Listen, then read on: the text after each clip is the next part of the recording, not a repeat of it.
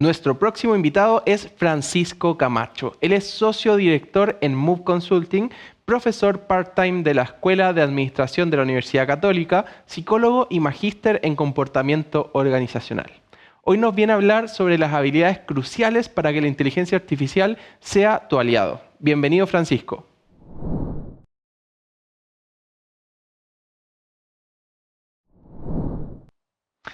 Gracias por esa presentación. Un gusto estar con ustedes a través de estos medios digitales. Y hoy día quiero hablarles sobre algunas habilidades cruciales para que la inteligencia artificial sea tu aliada. Cuando pensamos en las grandes revoluciones tecnológicas, siempre en las personas aparecen dos grandes tipos de actitudes. El primero es esta actitud como de temor o de rechazo ante estos cambios, porque vienen a quitarme cosas, vienen a quitarme mi trabajo y a finalmente empeorar mi calidad de vida. Pero también está el grupo de personas que piensa cómo esta gran herramienta puede complementarme, cómo puede ayudarme a hacer incluso un mejor trabajo del que estoy haciendo. Y por supuesto la invitación a todos los que estamos acá y a nuestros equipos de trabajo es que puedan subirse al carro de la complementación, es decir, que este pueda ser su mindset.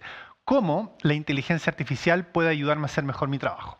Pero para poder centrarnos en esta visión, algunas habilidades son necesarias.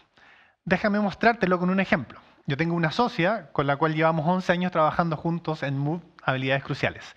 Y una de las razones de por qué hemos logrado trabajar tan bien es porque finalmente las cosas que yo no hago tan bien, ella es muy buena y las cosas que ella no hace tanto son cosas que a mí me gustan y que yo hago bien.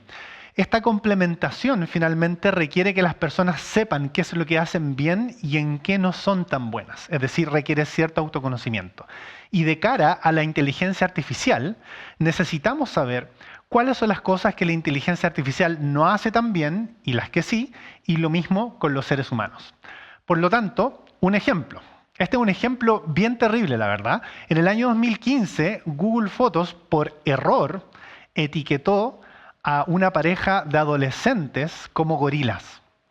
Por supuesto, se pueden imaginar el problema que esto generó, porque la inteligencia artificial finalmente carece de intuición y también necesita demasiado contexto para poder sacar una conclusión. Este grave error que cometió Google o su inteligencia artificial de aquel entonces no es un error que los seres humanos cometeríamos. Incluso un niño de 4 años puede distinguir fácilmente entre personas y gorilas. Este es solo uno de los muchos ejemplos de cómo la inteligencia artificial podría equivocarse. Si quieres hacer pruebas de esto, puedes, por ejemplo, pedirle a cualquier inteligencia artificial que genere imágenes que genere la imagen de una persona escribiendo con la mano izquierda. Y si lo haces, vas a ver que el 90% de las imágenes que generes va a ser de alguien escribiendo con la mano derecha. ¿Por qué? Porque se alimenta de los datos y la información que está principalmente en Internet, y como la mayoría de las fotos que están en Internet son de personas escribiendo con la mano derecha, eso es lo que replica. Esa es una limitancia importante de la inteligencia artificial. Otra limitancia que te la comparto a modo de anécdota también. Hace casi un año en LinkedIn puse este post. Le pedí a ChatGPT que generara chistes de dos temas, o mezclando dos temas, inteligencia artificial y recursos humanos. Y estas fueron dos de las bromas que sacó. Spoiler alert, son bromas muy fomes o aburridas, así que no esperes reírte con esto, pero quiero mostrarte el tipo de bromas que pueden salir de acá. Broma número 1. ¿Cómo se llamaba el programa de inteligencia artificial que ayuda a reclutar empleados? HunterBot 3000. Broma número 2. ¿Por qué el robot de recursos humanos fue al psicólogo? Porque estaba teniendo problemas para empatizar con los empleados. Finalmente, estas bromas no harían reír a nadie porque le falta creatividad y criterio, algo que todos los seres humanos tenemos, pero que la inteligencia artificial aún carece de manera importante de ellas. Podríamos detenernos mucho más en cuáles son algunas de las debilidades y cómo los humanos nos complementamos. Esto después va a ser subido a YouTube, así que lo puedes ver en mayor detalle. Pero me gustaría centrarme aquí. ¿Qué capacidades humanas complementan las debilidades de la inteligencia artificial? Esta es la pregunta clave de esta charla, porque si nosotros somos capaces de identificar cuáles son algunas de estas capacidades y podemos dedicarnos a desarrollarlas, vamos a poder asegurarnos de ser el complemento perfecto para la inteligencia artificial y no importa los cambios que vayan ocurriendo, no solo vamos a estar vigentes, sino que vamos a ser capaces de aportar valor en nuestros trabajos y con nuestros equipos.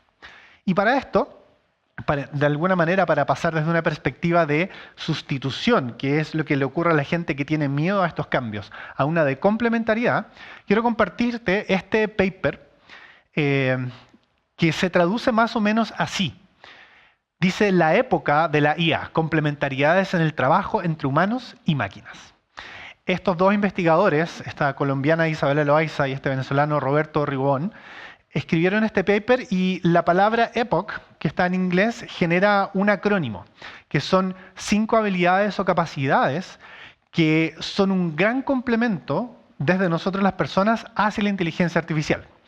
Te lo sugiero si es que te interesa el tema, es muy interesante, pero por ahora quiero solamente compartirte de manera resumida cuáles son estas 5 habilidades o capacidades. Y mientras te las muestro, quiero pedirte que pienses lo siguiente: ¿cuáles de estas tienes más desarrolladas? ¿Y cuáles de estas aportarían más en tu trabajo hoy en día? Porque recuerda que finalmente, en la medida que seamos capaces de complementarnos, vamos a lograr diferenciarnos y aportar mucho más. Primera habilidad de acuerdo a este modelo: empatía o inteligencia emocional.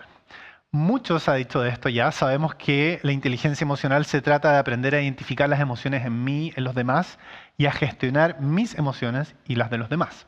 Y que la empatía se refiere a una conexión. La inteligencia artificial es muy buena simpatizando, pero no empatizando, porque usualmente se requiere de otro ser humano. Por eso hay ciertos trabajos que aún no van a poder ser reemplazados por inteligencia artificial, o que están demasiado lejos, porque hoy en día y por mucho tiempo más, esta habilidad no va a ser replicable por la inteligencia emocional. El número 2 es la presencia o conexión. Si te preguntas por qué hay tantas empresas que después de la pandemia han estado pidiéndole a sus colaboradores que vuelvan físicamente a los lugares de trabajo, al menos por algunos días, es porque hay algo que ocurre cuando los seres humanos se juntan físicamente. Y no me refiero solamente a la liberación de oxitocina, que es propia del contacto físico entre personas, sino también a lo que se va generando en términos de creatividad, de colaboración.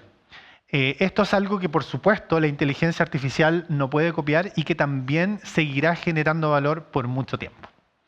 La tercera habilidad o capacidad es la opinión o la ética. No nos referimos a una opinión como de un opinólogo, sino que nos referimos generalmente a opiniones profesionales. Una de las formas que se cree que, por ejemplo, los médicos van a estar utilizando la inteligencia artificial es que, con la gran capacidad de la IA para analizar grandes cantidades de datos, va a poder arrojar las principales conclusiones de todo esto, y este doctor o doctora va a poder tomar la decisión final integrando todo esto.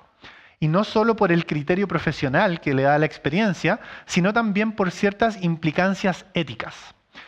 A lo mejor piensas que desde el punto de vista organizacional es difícil trabajar la ética, pero la mejor forma de trabajarlo es a través de los valores corporativos o de la cultura organizacional, y es algo que nosotros mismos hemos trabajado muchas veces con varias empresas y es algo que se puede trabajar.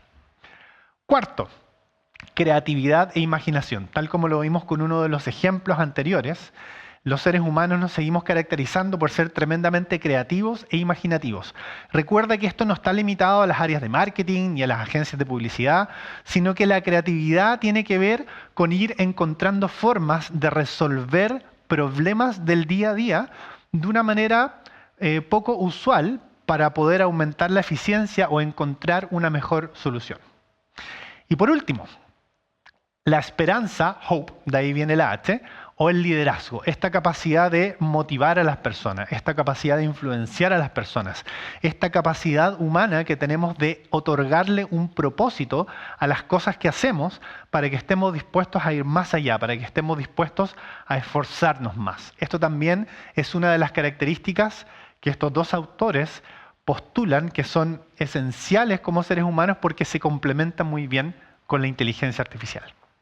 Después de ver estas habilidades, hace mucho sentido para nosotros dedicarnos a las habilidades cruciales. En Move nosotros trabajamos desarrollando varias de estas habilidades y las tenemos categorizadas en 4 grandes dimensiones. La primera son habilidades individuales para el desempeño, que pueden ir desde la accountability, pasando por la agilidad emocional, hasta la adaptabilidad, entre muchas otras.